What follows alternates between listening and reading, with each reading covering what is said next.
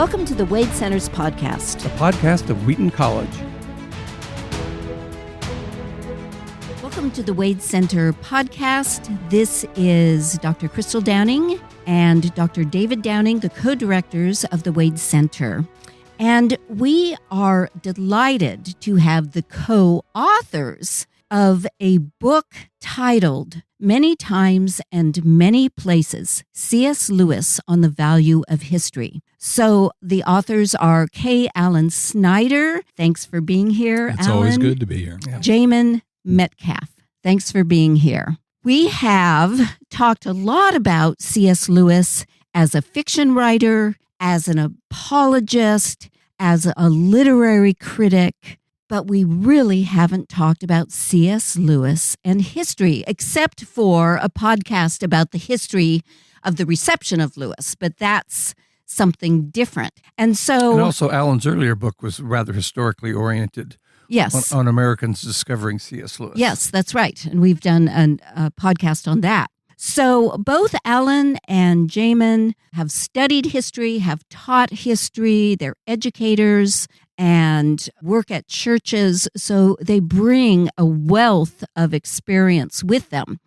My first question then is to you, Alan, what generated the idea for this book? And the next question would be, what generated the idea to have Jamin collaborate with you? Well, let's see if I can put that in as short a capsulation as possible. I am a historian. I've been a historian for over 30 years, PhD in history, and it's been American history. Obviously, C.S. Lewis is not part of American history, but that's what led to my first book, which was America Discovers C.S. Lewis. Right. And I was really happy to find that niche. And I found that niche here at the Wade Center when I looked through everything and realized nobody had really developed that topic enough. So after writing that and feeling good about it, I said, well, what else can I do? I've connected him with America because I teach American history. And I said, well, what else might we have in common? And, he says he's a historian. So I'd like to look into that a little bit more. And maybe that's another book that can come out of that. And while I was doing the research on that, I discovered, I can't remember how this happened exactly, Jamin, but you contacted me, I believe. And yeah, you put out an article announcing a bit of that research you were doing. I read that article and realized I was researching the very same thing. Yeah, Wow. must have been Cool. on my blog, I guess. And So first Alan put out a cease and desist order. And then he said, well, maybe there's another way to go with this. Maybe we can collaborate. Well, and collaboration was a good idea because Jamin had been one of my students at Southeastern University. He was a history major, and then he went on and got a master's in humanities, but with emphases on philosophy and literature. That's right. Which complemented me nicely because he had some strengths that I didn't have. And so we could work it together, I think, a whole lot better. And, of course, he was in Arizona. I was in Florida. So how do we make this work? Well, you have, Zoom calls, and you talk to each other, and you keep working on it, and you send things back and forth and get critiques on both sides. And it kind of came through really nicely as a result of that. Mm-hmm. Good collaboration. I'm very thankful we did that. Yeah, your preparation is good because as I was listening to you all give a dual lecture the other night, it struck me that the categories of history, philosophy, literature, theology, they just didn't exist as separate departments for Lewis. He was a cultural critic and a Christian, and everything flowed together into this seamless tapestry. So I'm glad that you two have the preparation to look at Lewis through a number of different disciplinary spectacles. And, of course, a lot of his historical sense comes through in his writing about literature. Mm-hmm. And so, the things aren't naturally linked. History and literature, in my mind, really kind of go together and they flow together.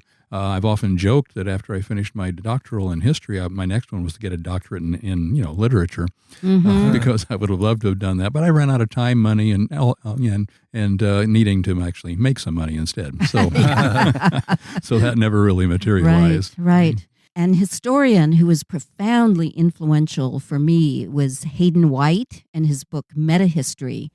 And he is essentially combining literary theory with history because he makes the great case that every historian has to decide how to implot the history they're telling. And their decision as to whether it's a comedy or tragedy or romance or satire is going to affect the way they tell the story. Absolutely. And so Lewis is perfectly situated as a lover of philosophy because Hayden White gets very philosophical as well as historical and literary. And you guys are following in that tradition. Yeah, I mean, your comment about Lewis having all this kind of meld together, it's really good because when I studied his background and what he actually did study at Oxford, in the program, the degree program he was in, it was a combination of all that. And in fact, his first desire was to be a professor of philosophy, but no position opened up for that. And that's why he decided to continue on in his education and get the literature side as well. And his initial, courses were very historically based. So he had history and philosophy, literature, all kind of came together there for him. Right. I loved he wrote to his father after he switched from philosophy to literature. And he said, I'm glad I made this switch. I wouldn't want to spend my whole career gnawing at the abstract roots of things. That's a great way to describe philosophy. I understand that. I think we all understand what that means, yeah. Tell us about your title. Tell us about Faraway Places with Strange Sounding Names. We usually have a musical interlude. Is this my time to go? Faraway Places with Strange Sounding Names. But tell us about many times and many places. Well, it actually comes from, and I'll let you speak sometimes, Jamin. I really promise I will. Okay. It comes from his essay. I actually started out as a sermon, which was Learning in Wartime. Mm-hmm. And as I was reading through that again, trying to figure out, what kind of a title do we have here? What should we have for this book? There was a section in Learning in Wartime that was really very significantly historical. He talks about how life has always been lived on the edge of a precipice. People don't think about that historically, and life has never been normal because they're trying to say, hey, World War II is on. We got to give up all this learning in the colleges and universities. And he's coming along saying, no, this is still absolutely necessary. And then he goes on further in that particular sermon/essay now, and he says, most of all, perhaps we need intimate knowledge of the past. And when I first read that, I said, "Oh, good for you." Yeah. Right. Yay, history. And then he says, "A man who has lived in many places is not likely to be deceived by the local errors of his native village." So, getting out of the box, so to speak, living in many places. And then he went on to say, "The scholar has lived in many times and is therefore in some degree immune from the great cataract of nonsense." I love that pours from the press and the microphone of his own age. So in that little, paragraph right there, we had many places, many times, and I just thought times should come first. Sounded better.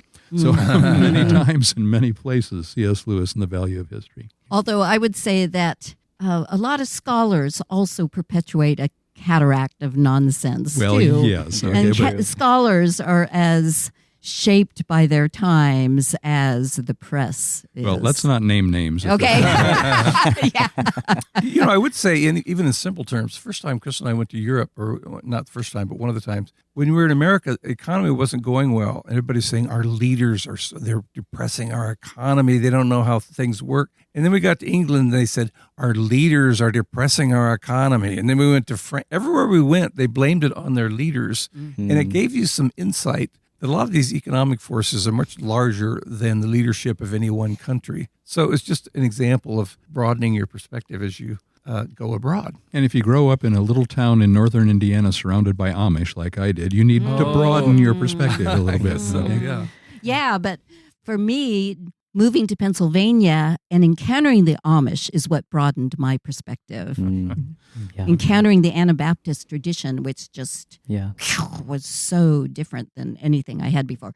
But that reinforces the point you just made, that we are all situated in a certain environment, and we're oblivious often to how it shapes the way we understand reality. It even shapes the way we read scripture. And that's why we need to experience other perspectives, and a great way to do that is through reading. Absolutely. I think the metaphor of travel, which C.S. Lewis uses, is the perfect metaphor for what this book is all about. That history is a journey. This is Lewis's term. It's a journey into the real past. Right. And that encounter with the real past has an expansive effect on one's mind and one's soul.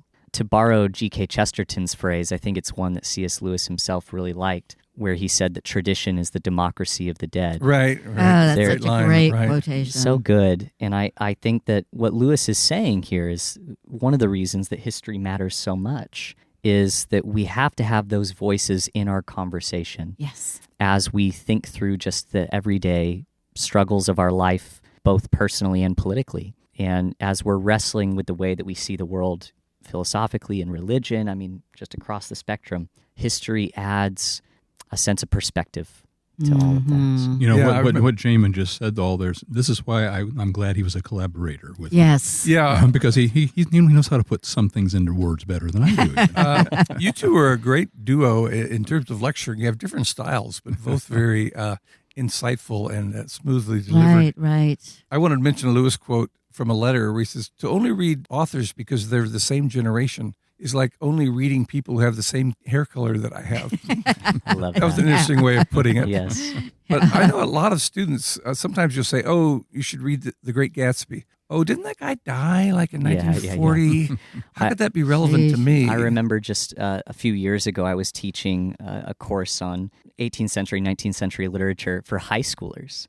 And we were reading Jane Austen, and I had a student who got really upset. He started complaining, why are we even reading? This is not relevant to anything today. Right. Not relevant to my life. What is the point of reading all this? And I remember I stopped the class. I said, you mean to tell me that a story about some young people falling in and out of love, having the struggles of passion and not knowing who likes who, is not relevant to you as a high schooler? Yeah, that's a good answer. And one of the things that's funny about studying history, I think Lewis observed this, is you don't only discover the differences from people of past ages, but also the commonalities, the similarities. So you get a sense of what's universal and of what is particular to our time and our place. I remember that experience when my students read, took a group to England, and we read How Green Was My Valley, which is only the 1940s Welsh mining community. And this young man goes up to an attractive young woman after church. They've been in church together. In the book or in the our novel? group? Yeah, in the novel. And says, wow, I noticed you across the room. You really look interesting. I wonder if we can get to know each other.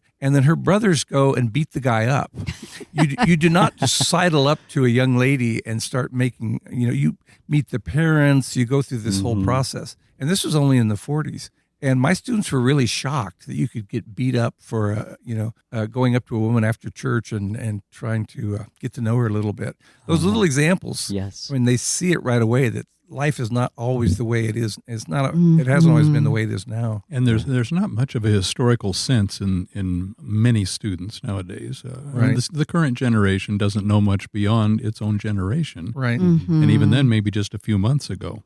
Yeah. Yeah. And I think that Lewis, when he writes about these things, those who are ahistorical, I don't think he does it almost, some might say, if to be critical of him, he's doing it from an ivory tower. Well, it's the scholars that have the high perspective, and those who don't study history with any seriousness, they don't get it. But it's really with more of a sense of sadness, because history can lift us into a broader and higher world, the way that, again, using that metaphor, that travel can lift us into a higher and broader world. And it's not something that will make you perfect by any means or give you a sense of knowledge that is going to be superior to others. Right. Yeah. In all senses, it's not going to give you all the truth, but it expands your world, and it's a wonderful and good and freeing thing. And that to me was the biggest takeaway from all this research and understanding that phrase at the end of our title, what is the value of history? Right. That's Value it. of history. I It's love the expansion. you talking about the ivory tower and how people think that professors and teachers look down on the masses, but it's the exact opposite. No, they're saying, come up Yes. to see what I can see. Oh, Yes. you'll love this. Absolutely. I wish they did. Yeah. Yeah. The Waite collection was founded by a Wheaton professor named Clyde Kilby, and we have a nice portrait of him as you enter the building. And a person who came in was a student of his, and he said that's a perfect expression on his face because he's looking up from the Till We Have Faces. And he said the way he taught, I always felt like I was on a hike with a mountain climber, and they got to the summit first, and they were seeing all these vistas, and they're turning around and say, come and look at what I'm seeing. And that was his metaphor for Clyde Kilby's teaching. And I think that's a great tribute to a teacher, but that's also what historians can do for you. And if you can do that as a historian and teaching history, because, I mean, so many of the students right now, they say, history is basically bunk, the way Henry Ford would put it.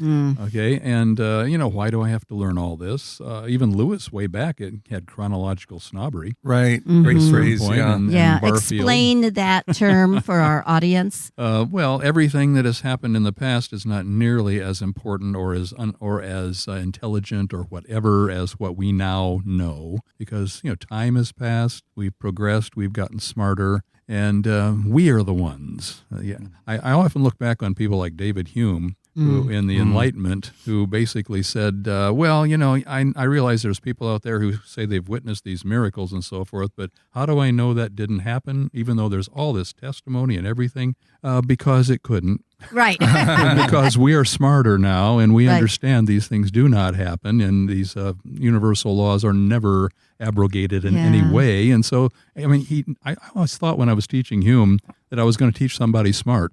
But I looked at his argument and I said, that's about the silliest argument I've ever heard. And so that's kind of a chronological snobbery right there. We're just, we're further along than all these people. And I even took a course one time in my doctoral program with a professor who basically looked back at colonial America and said, oh, those poor people, they just didn't understand anything. Right. But now we really understand these things. Right. Well, that was the modernist assumption. It goes back to looking down, not just on current masses, but looking down on the past, that we have progressed. And that's why we're thankful for postmodernism, which totally deconstructed that perspective. And a lot of students nowadays, when they think of taking a history class, they think of taking a dull, boring, just a bunch of facts. And unfortunately, that's probably what they have experienced. Yes, that's what I experienced in college. It was awful. So when I get them in my classes, I try to start off by saying, this is a story. Yes. And this is, and it's story time. Sit on the rug. Let's talk about story time. And, I wish I had you as my history. I just want to say it didn't always work. Okay, but I tried. Yeah. Okay? Well, let's move to this scary word, historicism, which is a medical condition that historians get from reading over books in dark light. Is that what it is? Something like that. In some ways, the whole idea is history a series of random events that don't add up to anything, or is there a plot? And you could this would actually be a good book, would be what is the story in history? Some people have kind of an up arrow, like things are getting better. And some back have a to down White arrow. Again. Yeah. Is it a romance? Is it a tragedy? Yeah. Some people have a circle that it's the same cycle goes over and over. But Lewis, let's talk about what that word means and what does he think of historicism? Well, let me kind of lead off on this at least. Absolutely. I'm the guy with the history. Okay. Historicism is sometimes hard to define, so I try to break it down a little bit. It's kind of like when you hear people say, get on the right side of history. As if history has a mind of its own and things are going a certain way, and you better not be on the, quote, wrong side of history. Well, no, it's people who make these decisions and what history is going to be. It's not history is not some disembodied thing out here that's, making us go a certain direction. It's not like things were supposed to be a certain way. And whatever happens was what was supposed to happen. In fact, I got my little cheat sheets here. When Lewis, in his Modern Man and Categories of Thought essay, says about historicism, he says, the belief that the scanty and haphazard selection of facts that we know about history contains an almost mystical revelation of reality, and that to go wherever it is going is our prime duty. And he says, no, that's not what we're supposed to do. That's not what history is. It's not historian versus historicist. A historian might be able to see patterns, might be able to look a little bit into the future and say what could happen with something. A historicist says this is inevitably going to happen. This is the way things are going. This is the train of history, and so to speak. I've seen that with both Marxist and Darwinians. The Marxists, Yes. we're moving toward the government by the masses, the dictatorship of the proletariat, but we need to help history along. Yes. And same thing with evolution, that, so far it's been random, but we need to But then you start getting into eugenics, right, and right. getting rid of the unfit. Yeah. So sometimes they say it's been happening on its own, but now we humans have evolved so much that we're going to take over the process. We can help along. it. Yes. Okay. So yeah, is and it's almost Hegel- always a bad idea. Is Hegel responsible for igniting historicism, or did it precede him? Oh, I think it's always been around. Okay. It's just that he had his own particular dialectic, Right. to be able Thesis, to explain what would antithesis, happen. and then Yeah. synthesis. And, By the way, when you use words like thesis, antithesis, and synthesis, and then you try to talk to students, and their eyes glaze over, I say, okay, let's look at it this way.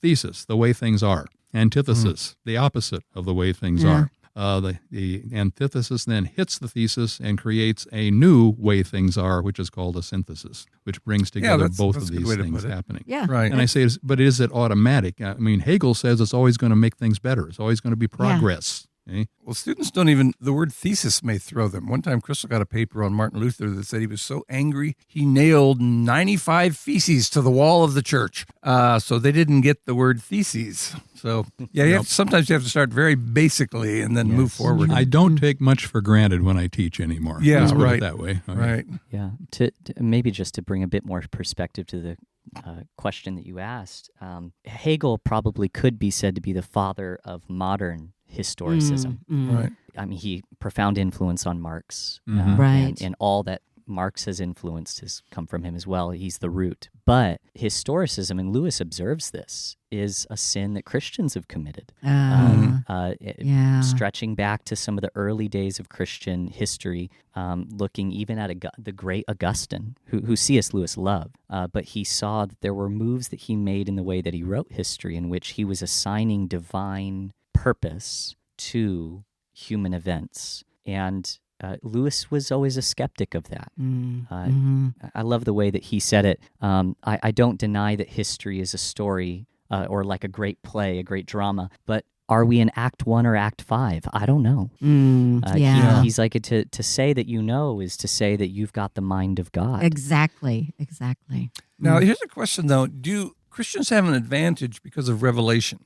I think a good book would be called Is History a Story? Maybe start with Plutarch, because he sees this cyclical thing. Yes. And then come forward to Hegel, Toynbee, Marx. It'd be interesting. People say, yes, history is a story, and I'm going to tell you the plot of that story. Yes. But characters make decisions. Oh, in that's stories. true.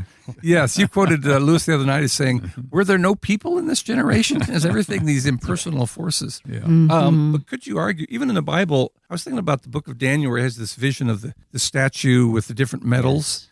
Is that kind of historicist? You're sort of giving a survey of history. When God is saying what's going to happen, I give a certain credence. Right. Okay, but, Yeah.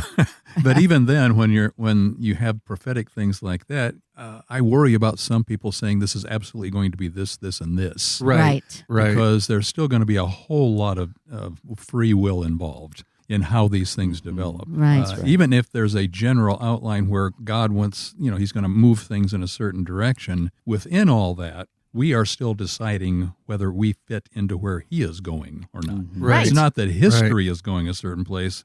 God may be going a certain place. Well, there's also this sorry history of people trying to predict the second coming based upon that's always biblical been fun. clues. Yeah. I think it started, in 1000, they thought the coming of that generation. Yeah. Yes. They were being attacked by Vikings and Visigoths and all that. And they said, this has got to be the end times. So I would agree that trying to predict. It's amazing when Jesus says he doesn't know the time of his return that people would say, I think I know a little more than Jesus. I figured something out that he didn't know. Well, and we brought up in the lecture as well, Dr. Snyder brought up that there's some instances where the disciples asked Jesus, why was this man born blind? Right. Was it his sins or his parents? And Jesus says this wasn't about that. This is not divine judgment on this man. So I think it's theologically correct to say we need to speak with a lot of humility. Yes. Right. When we speak about historical events and try to claim to know what God is trying to do with that historical event in our time. And, the essay Historicism that Lewis wrote, which I highly recommend everyone to read. Toward the end of that essay, he finally says the following. He says, and it really encapsulates it. He says, some who in general deserve to be called true historians are betrayed into writing as if nothing failed or succeeded that did not somehow deserve to do so. We must guard against the emotional overtones of a phrase like the judgment of history, as if history is the one making it. I always kind of love it, hate it, when people say history will be the judge. I say, yeah, well, who depends which book you read. Okay. Yeah, right. Yeah. Okay. He says, if by one miracle, still Lewis, the total content of time were spread out before me, and if by another I was able to hold all that infinity of events in my mind, which has never happened, and if by a third God were pleased to comment on it so that I could understand it, then, to be sure, I could do what the historicist says he is doing. I could read the meaning, discern the pattern, and then I love his humor. And yes, and if the sky fell, we should all catch larks. And then he ends it by saying, I do not dispute that history is a story written by the finger of God, but have we the text? Because once you get beyond Scripture into later history, in Scripture you can say, God did this. Right. Yeah. And then we get to, let's say in American history, Jamestown, all the people pack up and they're ready to leave, and the whole thing's going to be a total disaster. And as they go out, new ships come in and say, turn around, we're going back. Okay, now, was that providence? Was that God's action to make sure that America turned out the way God wanted it to be? Or was that just, two ships meeting in the, in the strait there? Right. So, I can say, I have ideas about that. I have a preference of what it might be that maybe God was on. But can I, to my students, say this was absolutely a providential event that God ordained? I can't. I got to back off. Again, humility is the key. Right. Will there be seminars in heaven? Spend the first 1,000 years just worshiping God and appreciating His divine presence, and then saying, "Well, tell us a little about American history." Yeah. Yes. There's a guy named Absolutely. Peter Singer who says that that violence has been going down historically. And he actually has all this data that if you're a caveman, you're much more likely to be murdered than a medieval person. But Probably true, yeah. Yeah. But he actually sees, he talks about the circle of empathy, that you start out just loving your family and protecting them, and then your clan, and then it's your tribe, and then it's a nation. And he said, if we can keep expanding the circle of empathy to the whole world and to creation. But he's actually kind of an interesting thesis that in a weird way, humans are getting more civilized and less violent. But that's very historicist, wouldn't you say? Isn't he trying to read I the think text of history? Yeah, and in a particularly modern way, the progressivist story. Right. Yes. We're progressing beyond this. And right. many historians have commented on this, but it's difficult. When you look at the history of the 20th century, it was the bloodiest century in human history. Yeah. Right. To say that we've evolved beyond violence just is just simply not true. Just turn on the news, you'll find out. Yeah, that's right. If this is the crown of humanity, I'd hate to see the earlier ages. Yeah. Yes. Now, I've been doing research at the Wade on Dorothy Sayers. I know that you like, okay. And just yesterday, this is fresh. This is fresh. Excuse me, this is the first podcast where someone else brought up Dorothy Sayers first. I know. Excuse me, Alan. I'm It's sorry. okay. But I'm looking into her views on education. And I'm discovering in some of her addresses that you find in those folders that nobody ever sees, her talking about this whole progressive thing and progressive education, everybody believing we're just naturally, automatically going toward utopia. Right. And this is the direction. And then she says, how's it working? That's my paraphrase. But, and she's very, makes it very clear that the modern age thinks that it's all just kind of going a certain way, very Hegelian, and she stands up against it too. So she and Lewis, are on the same page with this. Oh, yeah. I think the only thing worse than claiming where history's going is saying we need to help history by eliminating this class. Yeah, let's get rid of all the capitalists. eugenics. There's the eugenics. Exactly. Yeah. That's right. So it's one thing to have a mistaken notion. It's another to act upon that and to massacre tens of thousands of people because they don't fit your view of history. It'll make things better. Right. Yeah. Yeah. Right. Yeah, I was just going to say that in the 20th century, I said that it was the bloodiest century in human history. Part of the reason for that is because of people acting on this very principle. Right. The millions killed in communist Russia, the millions killed in communist China, the millions killed in the eugenic, blinded Nazi Germany. Right. All acting on this principle. I was just we had a great, you all stimulated a lot of great after conversations. Okay. I was talking to Mark Knoll, and he was talking about Leopold von Ranke, who said, we're going to get back to history as it actually was. Yeah. There's this great German phrase. It's like, wie es eigentlich, gewesen or something. Okay. And he had this naive idea, we're going to get rid of all interpretive aids, all preconceptions, and just look at the facts. Yeah. And there's a book called The Noble Dream about how that didn't work out too well. Right. But then he was saying that Solzhenitsyn said, we can't think that the line between good and evil is my side is good and that other race or that other nation or that other ideology. We have to realize that the line between good and evil runs through every human heart. That's the only safe way to approach these kind of issues. Yes. Yeah. So thank you for generating such a fruitful conversation after your lecture, gentlemen. Well, I'm sure Mark Knoll will always have fruitful conversations. Yes. When I first came to the Wade, he was coming to events, and I was saying, who's that guy in back who always has such great questions? Well, that's Mark Knoll. Oh, okay. That's why there's such great questions. Right. Tell us, each one of you, if you made a surprise discovery during this project. Jamin, what was your Thank you surprise? for starting with Jamin. What was your surprise discovery? Well, the chapter in the book that I did the most work on was the chapter on the historical imagination. Everything about what I researched in that chapter was surprising to me.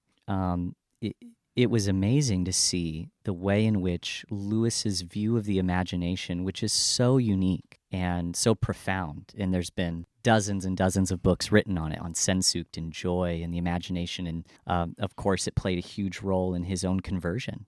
The understanding of the imagination as having epistemological significance really did influence the way he thought about history. That was very surprising to me and such a joy to uncover. Yes. To see how those two things fit together. My turn, huh? Okay, I had time to think.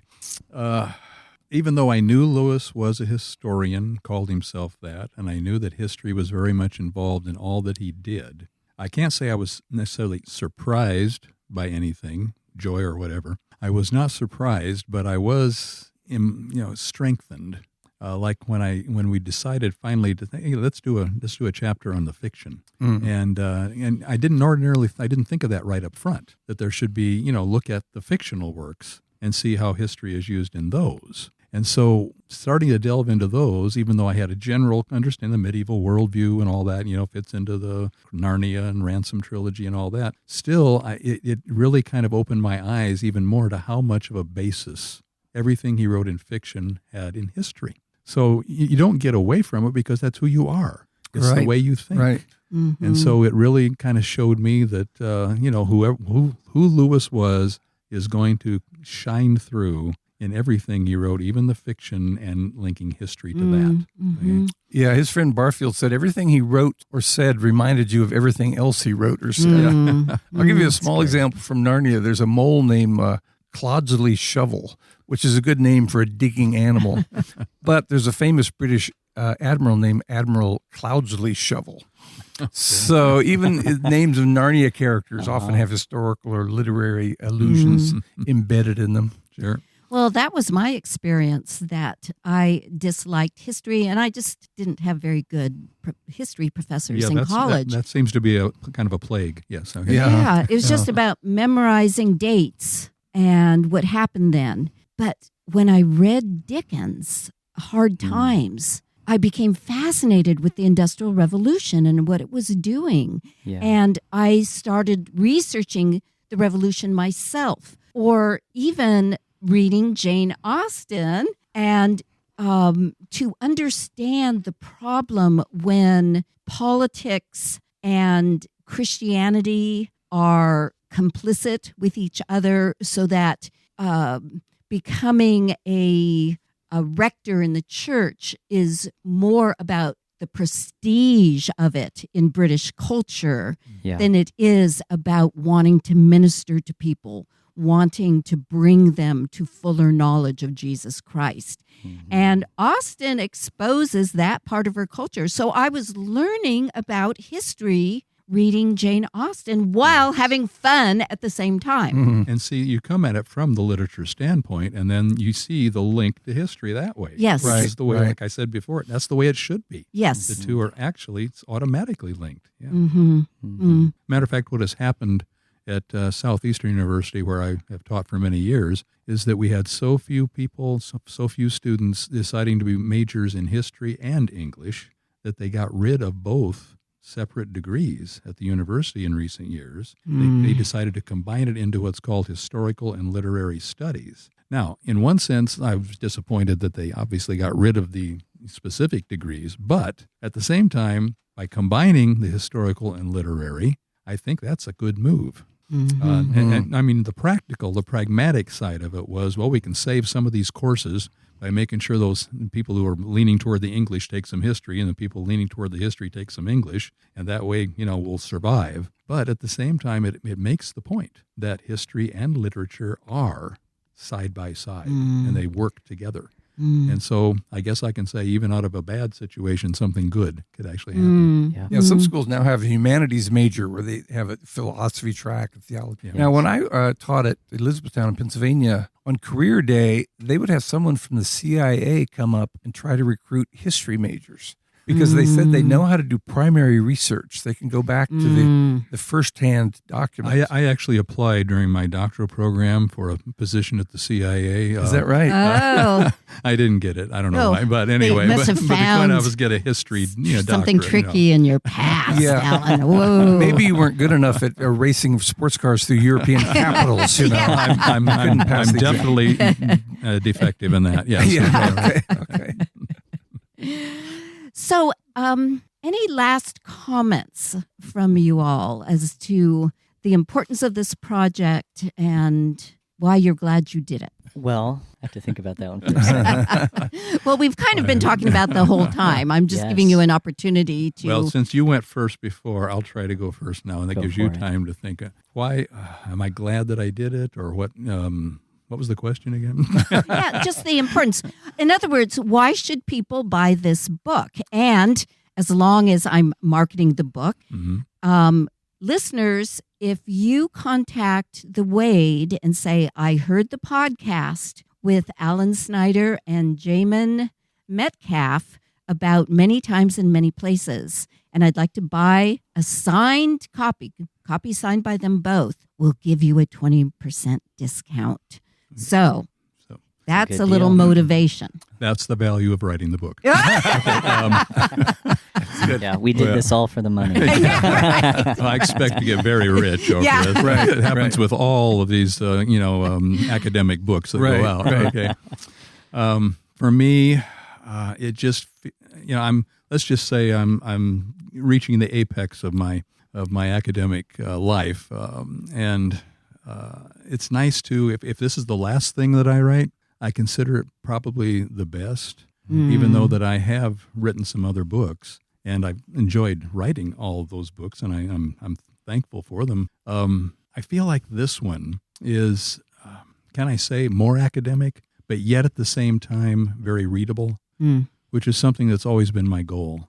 I want people to be firmly grounded academically, but yet not feel like reading an academic book is a dry experience. Right. And so being able to work with this and shape the wording even and try to make it, if it is the last thing I ever write, and Dorothy Sayers never happens, okay? if that's the case. Has to happen. If that's the case, I would like to go out on a high note, I guess. Oh. As a reader, I would say you succeeded. Lewis had this great gift for taking what sounds like a dry topic, like historicism, and making it really interesting. And you all I said in my endorsement of this book, there's a lopsidedness to Lewis studies. Everybody wants to write a Narnia guide. Right. But people don't want to tackle Lewis as a critic or a historian or a philosopher. And you all did a great job of shining some light on this very important side of his character, but in a very readable fashion. You can sit down and enjoy the book and not feel like you have to have a dictionary at one elbow or any kind of learning aids. So I would congratulate you on succeeding in your mission. Oh, I mean, if you're going to write something, you want to write it so people understand it. Right, right. It's like I tell my students, I say, if I'm going to teach you, I got to say it in words that I understand. Otherwise, it's not going to work. I think for me, the most significant thing about this book is that the message that Lewis had for students in his day, in the 40s, in the 50s, in the 60s, when much of the material that we wrote, he was writing, is more relevant than ever. His warnings to students: do not allow yourself to fall into the narrowness of your own age. Yes. Don't allow yourself to be taken in by what was the phrase Lewis used from the microphone? A great cataract of nonsense. The cataract of nonsense from the microphone of today. My goodness. Or the TikTok of today. The TikTok of today. There's a lot more nonsense out there. If it was relevant in Lewis's time, those warnings, they are far more relevant today. Yeah. Right. And so to bring to light those arguments for students in this generation, to show them that Lewis has something to say to them, I think is very significant. There's my favorite quote that we used in the book is from an essay that Lewis wrote called English is Doomed. And great title. It is. And in that essay, he talks about the need for literary studies, both literature and history. And he says that the point of these studies is to lift the student out of his provincialism by making him the spectator, if not of all, yet of much time in existence, to meet the past where alone the past still lives, to be taken out of the narrowness of his own age and class into a more public world. So my hope for this book is that it will do exactly that, fill people with a passion to live in a more public world. That's great. Can I add an appendix? I mean, you can do that with books, right? Right. On a personal note here, as having been a professor for 30-some years and having so many students pass by me, to be able to collaborate with one that did pass by. Oh, right. Yes. And I love that. To me, that was a special thing. You're practicing what you're preaching. Well, I mean, I've never been called a mentor before. I love it. So that is, I love that too. Yeah, I love that. leaving a legacy. When I pass on, it's up to you. Oh boy. Yeah, no pressure though, Jamin. Carry the torch. It's a lot of pressure. Thanks for joining us today. This was wonderful. Thank you. Appreciate it. Thanks. The Wade Center podcast is a production of the Marion E. Wade Center at Wheaton College in Wheaton, Illinois. Our hosts are the co-directors of the Wade Center, Drs. Crystal and David C. Downing. Our episodes are produced and edited by Aaron M. Hill. If you enjoy the podcast and the content we offer, please leave us a review on iTunes, tell your friends, and consider making a donation to the Wade. The Wade Center is entirely self-funded. Financial gifts help support the expert services, vast collections, and varied programming we offer at no cost. If you have questions about the podcast or suggestions for future episodes, please email us at wade@wheaton.edu or contact us via Facebook, Instagram, and YouTube. To learn more about the Wade Center, our 7 British Christian authors, what we offer, and how to make a donation, visit our website at wheaton.edu/Wade.